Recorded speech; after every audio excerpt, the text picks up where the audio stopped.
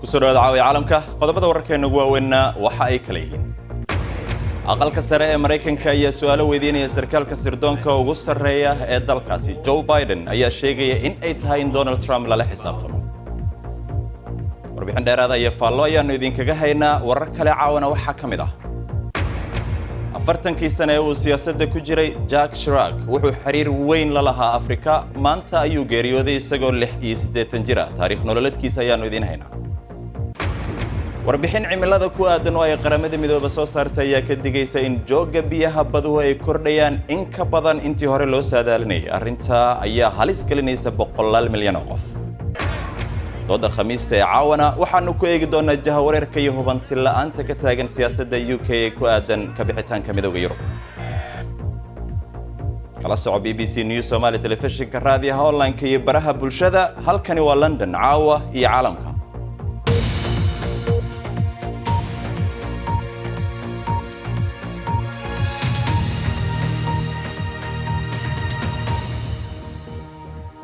habeen wanaagsan daawadayaal waaniga waa maxamed cabdi xaraar oo idin la socodsiinaya barnaamijka caawa aan ku bilaabe mas'uulka ugu sareeya sirdoonka Mareykanka ayaa markii ugu horeysay si qayaxan uga hadlay walaac laga muujiyay sirka shifantay oo kaliftay in madaxweyne Trump su'aalo la weydiiyo balse marka hore aan ku hormarno sida uu u dhaco hanaanka xilka xayoobinta waxa inoo sharaxaya Jonathan Truly oo ah bare cilmiga qaanuunka ka dhiga jaamacadda George Washington They like to use the impeach word, impeach Trump. maxaa loo baahan yahay si xilka looga qaado madaxweyne dastuurku ma fududaynayo xilka qaadista madaxweynayaasha waa in lagu soo oogaa dembiyo culus iyo kuwo fudud si xilka looga qaado madaxweyne waana in caddaymo la horgeeya aqalka sare hannaanka ayaa ah mid aad u adag mana ahan arrin dhacdo dadka sharciga dejiya ayaa ugu talagalay inaan si fudud looga tuurin xilka madaxweyne oo mar kasta cod loo qaado dadku waxa ay leeyihiin maalmahan dimuqraadiyiinta iyo jamhuuriyiinta inay ku dhow yihiin inay isdilaan balse waagii hore ayayba aad uga sii darnayd maxay u baahan yihiin dimuqraadiyiinta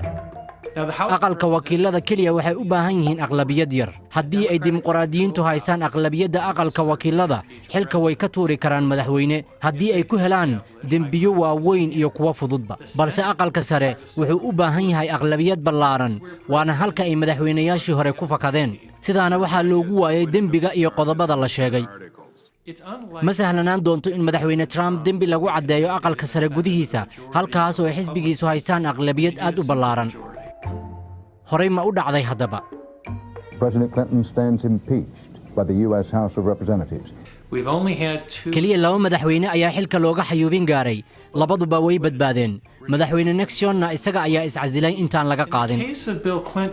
Bill Clinton kiiskiisa wuxuu ugu dambeyn ku dhammaaday codayn balse markaasi waa ay ka duwan tahay wakhtigan hadda la joogo wahagaag haddaba iminka maxaa dhacayo aynu eegno qaar ka mid ah sawiradii ugu dambeeyay sawiradani waa Mr Maguire oo marqaati kacaya isaga oo taagan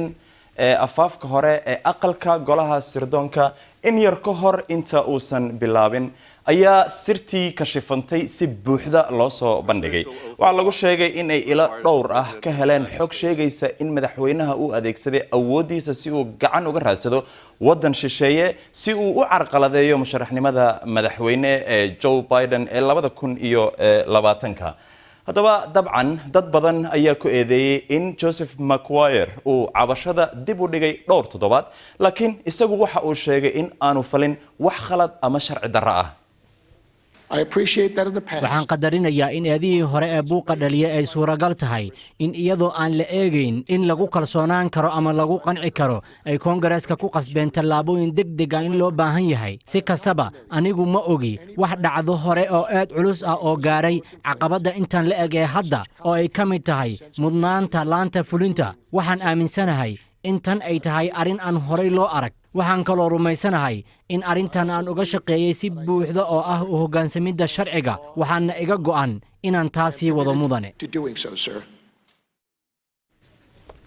وهاجاج مدحويني هراء فرانسيسكا جاك شراك أيا جيريودي إسقو لح إيسدت جرا جاك شراك وحقو فرانسيسكا مدحوينة كأها كون سجال بقولي شني سجاشن كي إلا لبض كون يتضبطي حلقاسي وكسهور جيس دجال كي مريكن كو جدول العراق سنديه وجودن بين لشي سوحة هرية فذحوين يا مسوق ماسوق مولد حاج عبدي أيا تاريخ ذي سيجي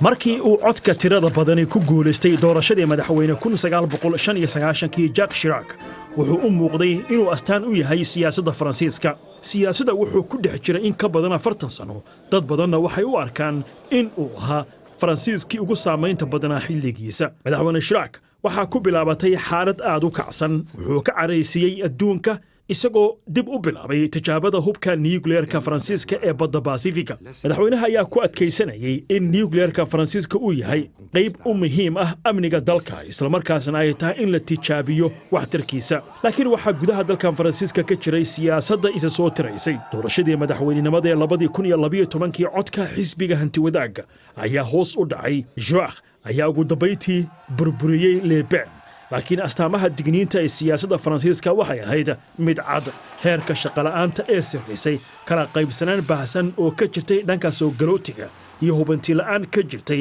halka waddanku u socday in muddo Jacques Chirac waxa uu ku dadaalayay inuu xakameeyo duufaanta siyaasadeed diidmadii buuxday ee ku go'aansaday inaanay Faransiisku wax lugaha ku yeelan dagaalkii uu Mareykanku Ciraaq ku qabsaday waxa uu ku kasbaday taageero badan si kastaba ha ahaatee Faransiiska oo kaliya isma bedelayn laakiin Yurub oo idila ayuu isbedel ka jiray waxa uu ku raaxaystay fikrado midowga Yurub kaas oo ay Faransiiska iyo Jarmalku garwadeen ka ahaayeen wuxuu ahaa galaangal siyaasadeed oo gebi ahaanba bedelay mustaqbalka midowga Yurub madaxweynaha Faransiiska ayaa inta badan ku eedeyn jiray Britain dhaqaale soo celinta midowga Yurub iyo ku guuldareysashada bixinta tabarucaadkeeda waxa uu arkay jiray qayb cadaalad ah oo ka mid ah qarashaadka ballaarinta Jacques Chirac waa madaxweyne leh taariikh isku dhafan waxa lagu helay musuqmaasuq la xidhiidha xilligii uu ahaa duqa magaalada Paris laakiin wuxuu ahaa madaxweyne ugu dambeyn aqbalay mas'uuliyadda Faransiiska ee musaafiriinta Yuhuudda Faransiiska ee xerooyinka dhimashada ee Naaziga intii lagu jiray dagaalkii labaad wuxuu ahaa madaxweyne ka heshiisiyay Faransiiska arrimo waaweyn oo horay u dhacay laakiin ugu dambeyntii wuu awoodi waayay inuu dhex dhigo heshiis ku aadan mustaqbalka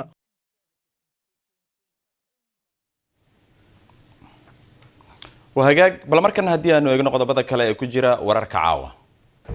سعودي عربية وحا أي سيد درجلينيسا عدادس كو آدن دالك إيران وأي كو آديسي وررلو جيستي حرمه هذا سليدا هرانتي بشن وزير الدولة أرمها الدبادة السعودية العربية عادل الجبير يا BBC ذا أشياء إن دنيا أو إذل أي إسكوديين إن يكفوا جادان دجال لكن إيران وحا أشياء إن أي تهاي إن لا حساب تمو تهران أي بينسي يدو إن يوحلق كل هيد وررضاسي maraykanka iyo Japan wadanka ugu dhaqaalaha weyn adduunka iyo kan saddexaad ee ugu dhaqaalaha weyn adduunka ayaa wada galay heshiis bilow ah oo lagu dhimayo canshuur balaayin dollar ah oo ku aadan alaabaha midda la dul saara canshuuraha wax soo saarka beeraha ayaa hoos loo dhigi doonaa ama gabi ahaanba la baabi'in doonaa canshuuraha hilibka iyo qalabka digitalka ayaa sidoo kale la isla soo qaaday heshiiskan ganacsiga ah ma quseeyo gawaarida madaxweyne Trump ayaa dagaal ganacsi oo culus la galay Shiinaha oo tartan ganacsi kala dhaxeeyo dalka Japan warbixin cusub oo ay soo saartay qaramada midoobay oo ay ka howlgaleen saynisyahano caan ah ayaa sheegaysa in isbedelka cimilada uu waxyeelo weyn oo han horay loo arag u gaarsiinayo badaha taas oo khatar gelinaysa aadanaha sida uu sheegayo guddiga isku dhafka ah oo ay ka kooban dawlado kala duwan oo isbedelka cimilada la socda heerka joogga badaha ayaa sare u kacaya barafka ayaa si degdeg ah u dhalaalaya iyadoo ay cayayaankuna sii baabaayaan Cusmaan Cabdi Xasan ayaa warbixinta inoo haya badaha kaalin muhiim ah ay ka qaataan dadaalka bani'aadamku ugu jiro sidii uu wax uga qaban lahaa isbeddelka cimilada kaarboon badan ayay qaataan kulayl badan oo aadanaha abuuray ayay sidoo kale qaadanayeen ilaa iyo 1970kii baraf badan oo dhalaalay ayaa gala badaha warbixin weyn oo ka soo baxday kooxda caalamiga ee saynisyahanada ayaa muujinaysa sida biyaha barafka ee ka soo baxay Greenland iyo Antarctica kuwaasi ay sare u qaadayaan heerka badaha adduunka When I look at this report, I see a report about water. Markaan warbixinta eegay waxaan arkay warbixin biyo ku saabsan biyaha halka ugu sarreeya buuraha kuwa samada kuwa badda hoosteeda biyaha waa dhiigga koonkan sida daraaddeed ma jiro meel aysan biyuhu muhiimka ahayn haddii ay ahaan lahayd bartamaha qaaradda ama gobollada xeebtaba tan ugu xun waa in heerka badda ay kor u kacdo 1 mitir dhammaadka qarnigan taas waxay khatar ku tahay guryaha 100 milyan oo ku nool dalalka badda ku teedsan arrimaha kale ee in biyaha sare u kacaan waxaa ka mid ah in duufaanta halka mar ee qarniga ay noqoto mid sanad kasta ah marka la gaaro 2050ka noolaha adduunka oo dhan waxay wajahayaan saamayn ku timaada sidii ay u badbaadi lahaayeen cilmi-baarayaasha waxay isku dayayaan inay fahmaan saamaynta heerkulka sare u kacaya nooluhu wuxuu wajahayaa mustaqbal mugdi ah xitaa haddii si weyn loo dhimo qiiqa hawada 90% way dhimanayaan waxay la mid tahay in la waayo geedaha kaymaha oo dhan waad garanaysaa haddii kaymaha la xaalufiyo oo geedaha laga jaro shimbiro ma jirayaan cayayaanna ma jirayo saldhigga deegaanka ayaa halkaa ku lumayo waana masiibo deegaan haddii aan intaas sii raaciyo dhirta badda hoosteeda ku taallo waxay aad muhiim ugu tahay aadanaha warbixinta guddiga caalamiga ee isbeddelka cimilada waxay sawir mugdi ah ka bixisay mustaqbalka noolaha sida dhirta badda hoosteeda haddii aanan wax badan la jarin qiiqa hawada waxa ay nolol badan sida kuwan noqonayaan kuwa laga helo oo keliya meelaha wax lagu baaro iyo meelaha loo daawasho tago inkastoo warbixinta cusub ay tahay mid mugdi ah haddana mustaqbalka badaha kululaanaya ee adduunka waxay saynisyahanada ka taxadarayaan in ay muujiyaan quus si weyn in loo dhimo wasaqowga deegaanka waxay yaraynaysaa dhibaatada awoodda isbeddelka mustaqbalka weli gacmaheenna ayay ku jirtaa وهاجاج ولي waxaa inoo socda oo aad qaybta dambe ee barnaamijka ku daawan doontaan doodda khamiista oo aan ku eegi doono jahawareerka iyo hubanti la'aanta ka taagan siyaasadda UK ee ku aadan ka bixitaanka midowga Yurub qadar iyo nasashaha dabadeed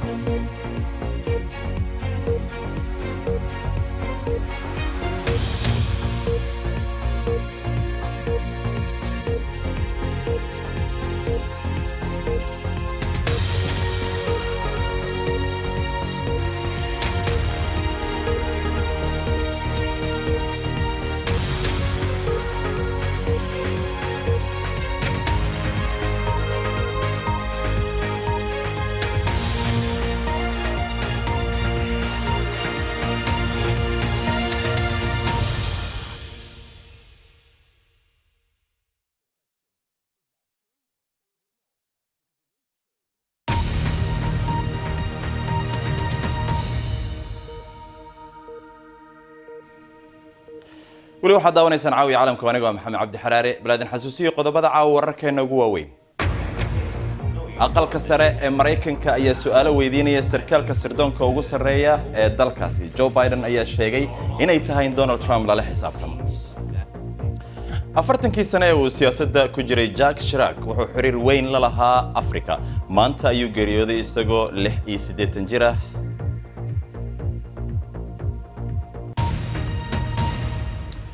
وهاجاج ضد خميسته عاونا وحنو كويج دونا جهورير كي هبنتلا أنت كتاجن سياسة UK كوادن كبحتان كمدوج يوروب ضد ذاك أيا لإسكو جلبة مرحي تاس أو شلي كدعدي أقل كبرلمان كأو شلي يشكلن كودي وجهرية تانية مركي محكمة دا أوجس الرئيسية دالكني أي لاشي قانكي رئيس الوزراء بوريس جونسون وكهكني هوله برلمانك وعبرنامج كمرتي يجوه محمد إبراهيم واستوديوها إلى جوجا يو عبدي عمر ويسقونا كسجن مجلة بريستول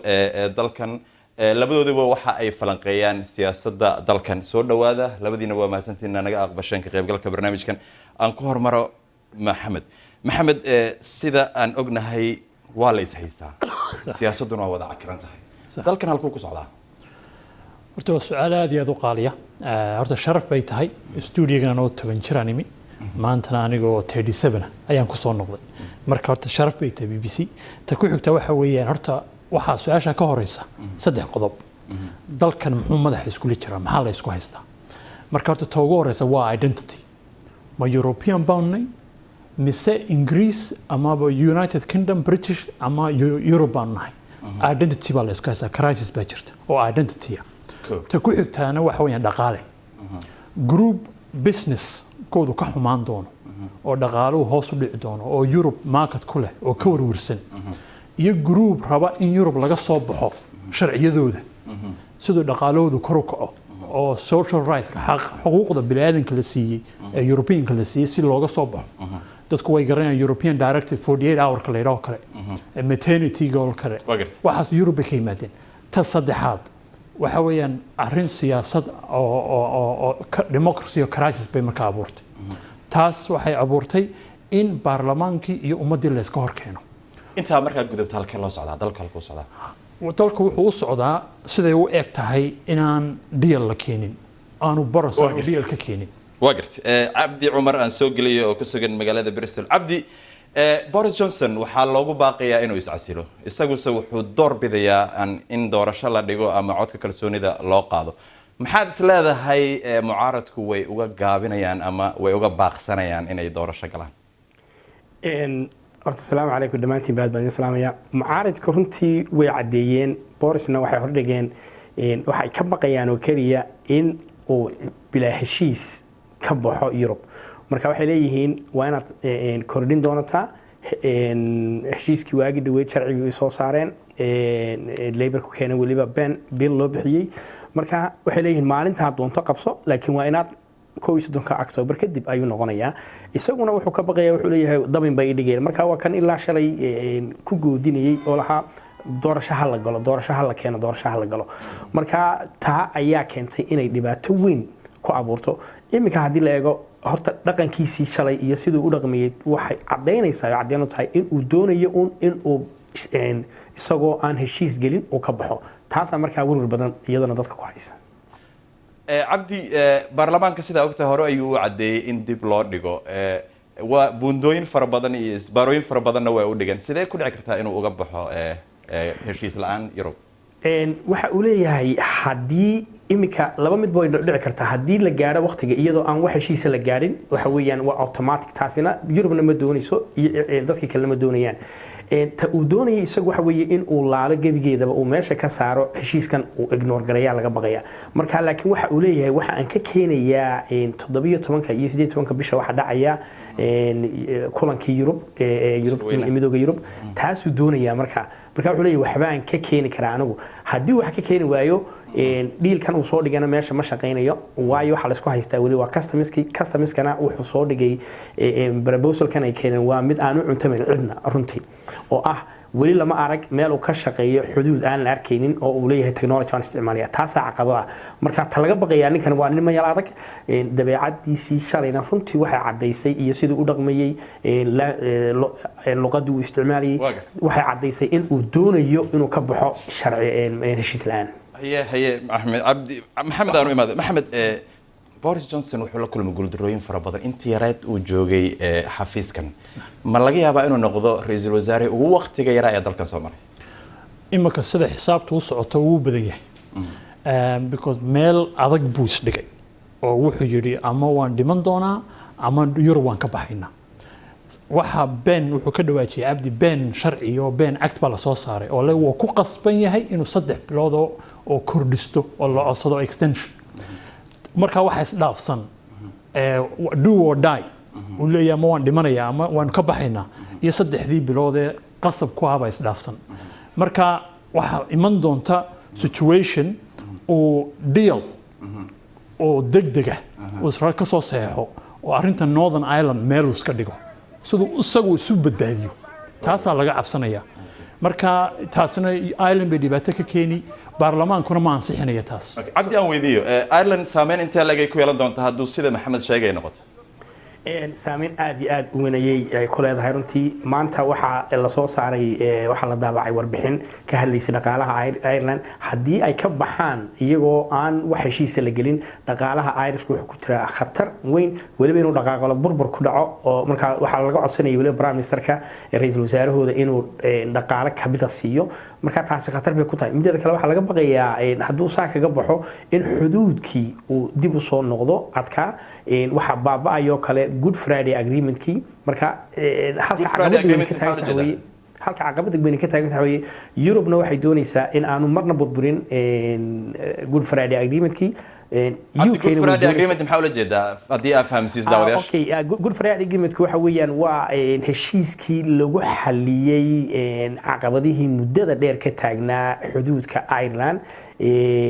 ay isku haysteen Irishka dhexdooda marka halka ay odogeedeen xabadaha ka dhici jiray xitaa nimankii Aaraydu waxay ka geysan jireen gudaha wadanka ay qaraxyo ka geysan jireen marka wax alla wixii baa maanta waxay kamid yihiin baarlamaankii kamid yihiin oo waxay fadhiistaan MPyadoodii baa la soo doortaa marka taasaa laga baqayaa dan waxa weeye wax alla wixii Europe ah iminka way dhex maraan customkii dhaqdhaqaaqii xorta ahaa dhaqaalahoodii baa kobcay marka taasaa laga baqayaa in xuduudka adka hadii la keeno waxay noqonaysaa in mataqaanaa meel walba la baaro oo checkpoints la keeno taasina uma aha cidna faa'iido uma aha okay waa gartay maxamed haddii aan adiga ku weydiiyo sida caadiga ah markii guuldarooyin fara badan ay ku dhacday xisbi kamid ah asxaabta dalka dhisan xisbiga kala fursad ayay u tahay laakiin ma muuqato in Labour-ka ay fursadda ka faa'iideysanayaan ma karata horta Labour-ku 2 sano oo ma 3 sano siyaasad qurux badan bay ciyaareen oo wait and see aan aragno waxa yimaada Conservative-kuna isla gubtaan mid way chief gareeyeen oo Conservative-ku isla gubteen oo waa kuwa islaynaya maanta ta ku xigtaana waxa weeye wixii laga cabsanayay Brexit baatiyo soo xoogsaday iyagoon wixii ay ballan qaadeen ka bixin ayaa election imanaya marka Conservative badan baa marka Brexit teamka ku u codaynaya marka Conservative halkaas ku baaba'aya taasi fursad bay u tahay marka mataqaanaa Labour-ka marka siyaasadii 3 sano la oranayay wait and see anu daawano hay isku gubtaan inay shaqeynayso weegtay laakiin waa risky waa khatar bay leedahay because 17 milyan euro yiri waan ka baxaynaa qaar baa Labour u badan waa gartay marka ninkan xusbiga haysta wuxuu ka cabsanayo 2-3 sano u aamusnaa kuwana ka cadhaysiin kuwana ka cadhaysiin waa gartay maxamed oo kugu soo laabanaya cabdi haddii aan wax yar u yara noqono Europe way ka warhaysaa in baarlamaanka dalkan iyo siyaasiyiintu ay haystaan ma kula tahay inay deal fiican siin doonaan Boris horta runtii Europe way cadaysay waliba waxa iyagu meel adag ka taagan yihiin heshiiskii ay la galeen ra'iisul wasaarihii hore Theresa May in aan waxba laga bedelin heshiiskaasina wuxuu waa halka ugu weyn ee waliba kooxda conservative-ka kamida iyo Labour-ku ay diideen waa xuduudkii Irishka ay dib ugu noqonaysaa marka iyagu mar walba waxay leeyihiin imika waxay yiraahdeen heshiiskan uu soo hordhigay ee uu leeyahay customkii baan ku hagaajinayaa wax ka shaqeynaya meel adduunyada laga arkayna waxaan ma aha bay leeyihiin marka taasaa keenaysa in iyagu meel adag bay ka taagan yihiin mideeda kale Boris waxa uu ku doodayay maalmahan oo dhan war haddii aad miiska ka qaadeen heshiis la'aan noo dhilkii taasi waxa iyagii bay hubkii aan kula dagaalami lahaa baad iga qaadeen anagina garbadu baad noqoteen runtii waa caqabad taagan Theresa May haysatay imikana taagan Europe-na way ku adkayn doonaan waayo iyaga waxa faa'iido ugu jirta in aan xuduudka la taaban heshiiska aan wax laga bedelin waa gartay cabdi waxaan ku soo dhawaanay gabagabadii barnaamijka dalkan ma kula tahay inuu gali doono afti ama doorasho guud runta marka loo eego doorasho way dhici doontaa laakiin waqtigii baa la isku haystaa October kadib bay noqon doontaa marka extensionka la sameeyo ee ku darida la sameeyo mise ma noqon doonto laakiin ta kale ee dhibaatada weyn keentay waxa weeyaan arrintan 3 sano soo socotay waxay muujisay dildilaac weyn dimuqraadiyaddii wadankan waxa lumay aaminaadii dadka iyo siyaasiyiinta iyo baarlamaanka taas marka caqabad ayadana waa gartay maxamed isla su'aasha aweydiye maxamed dalkan doorasho guud miyuu gali doonaa mise dib ayaa loogu celin doonaa shacabkii inay afti sameeyaan horta waxa qasaba say wax u socdaan in doorasho ay dhacdo because baarlamaanku is haystaa siyaasiyiintu way haystaan in ummadda arrintii lagu soo celiyo afin sida maskaxdu say sheegayso cilmigu saas ugu badan yahay laakiin say siyaasaddu imika u socoto baarlamaanka badankiisu remain Europe rabaan baa u badan marka whatever deal la soo saxeexo inay ansixinayaan baaba shakiba ka taagan yihiin marka taasina marka waxay abuuraysaa in caqabadu kubadun la sii laado kubadun la sii laado aad iyo aad ayaad u mahadsantahay Maxamed Ibrahim iyo Cabdi Cumar oo labadoodaba ka faallooda siyaasadda dalkan xusuusnow wararka ugu dambeeyay BBC Soomaali waxaad ka heli kartaa bbc.com/somali inta ayaan ku soo afmeeraya barnaamijka caawiya caalamka waad ku mahadsantihiin daawashadiin inta aanu mar kale dib u kulmi doono sidaa iyo nabadgelyo